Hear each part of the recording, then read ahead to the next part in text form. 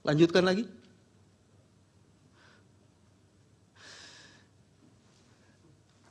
Ada peneliti yang membuat penelitian sangat baik yang berkaitan dengan pork barrel politics.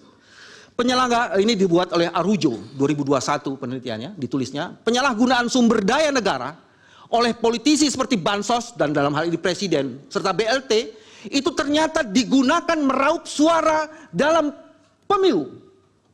Dan ini terbukti efektif di 5 negara termasuk Indonesia. Ini adalah studi. Dari sini bisa kelihatan sekali penerimaan bansos itu. Jadi seluruh penerimaan bansos itu ternyata kalau dikonfirmasi dan di overlay dengan perolehan suara calon akan terbukti di sini. Dan ini dibenarkan oleh survei. Jadi ada survei di Indonesia yang membenarkan seperti ini. Penerimaan bansos sebanyak 69% itu ternyata mereka yang memilih Prabowo Gibran. Ini faktanya. Ada ini lain? Ini juga menarik, majelis. Politisasi bansos ini oleh Presiden Jokowi ternyata mendongkrak secara tidak wajar perolehan suara Prabowo Gibran. Saya masuk di ujung saja majelis, itu dari 3 sebelah kanan ya. Agustus 2023 itu majelis. Pertama ada putusan MK, dilanjutkan kemudian ada Pak Jokowi menyatakan kampanye secara aktif dan bagi-bagi bansos. Kemudian di Desember 2023, tadi di Agustus 2023, itu statement Pak Jokowi, Presiden boleh kampanye dan memihak. Dan kalau kemudian itu diterjemahkan, ditambah lagi dengan guyuran bansos 490 triliun, Bapak Presiden, Majelis Hakim bisa melihat angka itu tiba-tiba melonjak. Dari Agustus 2023, di Desember 2003 dan Februari 2023. Itu angkanya hampir 20%, 19 sekian persen. Di 2024. Jadi apalagi kalau bukan intervensi bansos dan mengkooptasi integritas dari penyelenggara negara. Dan yang paling menarik, ini khusus untuk Bawaslu. Ini juga menarik, tapi sebelum itu saya tambah lagi. Ini ada di halaman 34, survei LSI. Ini yang tadi disebutkan adalah, ini surveinya LSI ini.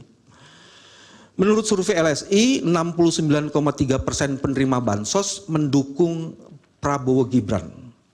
Dan total penerima bansosnya ada 51 juta penerima.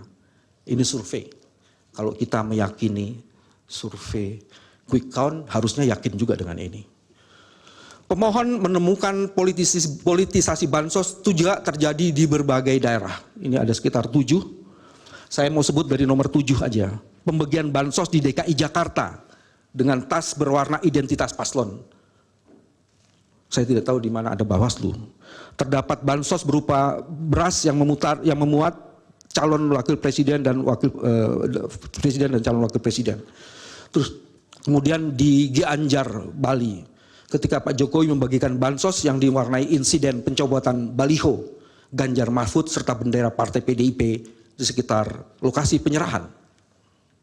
Dan yang paling penting itu di bagian poin 1 majelis I. Pembagian bansos dilakukan secara langsung oleh Presiden Jokowi dan para menterinya, para menteri pengusung Prabowo Gibran di banyak wilayah tanpa melibatkan Kementerian Sosial, baik penyalurannya maupun data yang digunakan.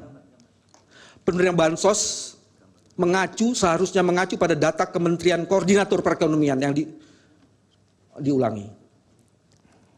Penerima bansos mengacu pada data Kementerian Koordinator Perekonomian yang dipimpin oleh Pak Erlangga Hartarto yang mendukung Prabowo. Selain itu, pemberian bantuan pangan juga tidak mengacu data Kementerian Sosial, tetapi data sasaran percepatan penghapusan kemiskinan di wilayah koordinasi yang menterinya atau kementeriannya adalah bagian dari orang-orang yang mendukung kelompok 02. Jelajahi cara baru mendapatkan informasi. Download Metro TV Extend sekarang.